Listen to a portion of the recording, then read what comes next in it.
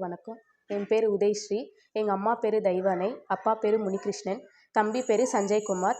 இந்த கோயில் எனக்கு பல வருஷமாக இங்கே இருக்குதுன்னு தெரியாது. என் தம்பி மூலியமாக தான் பிரம்மமலை வாராகி அம்மன் கோயில் இங்கே இருக்குது அப்படின்னு சொன்னாங்க. சரி, நானும் அம்மாவும் எனக்கான கஷ்டத்தை எத்தனையோ கோயில் போயிட்டு வந்திருக்கேன். எல்லா கோயிலையும் என் குறைய சொல்லியிருக்கேன். சரி, இந்த அம்மாகிட்ட போய் நம்ம குறைய போய் சொல்லுவோமே அப்படின்னு சொல்லிட்டு நானும் அம்மாவும் வந்தோம். இங்கே பிரம்மமலை சித்தரை பார்த்தோம். அவர்கிட்ட என்னோட வேலை விஷயத்தை பற்றி நான் சொன்னேன். இந்த மாதிரி எனக்கு நிறைய போயிட்டு வந்திருக்கையா, எனக்கு நடக்கலை, நான் உங்களை நம்பி வந்திருக்கேன், அம்மாவையும் உங்கள் பிரம்மமலை சித்தரையும் நம்பி வந்திருக்கேன், எனக்கு நடத்தி கொடுங்க அப்படின்னு சொல்லி கேட்டேன். அவர் சில பரிகாரத்தை எனக்கு சொன்னார். அந்த பரிகாரத்தை முடிச்சுட்டு அவர்கிட்ட சொன்னதுக்கப்புறம் அவர் சில ஆசீர்வாத சொன்னார்.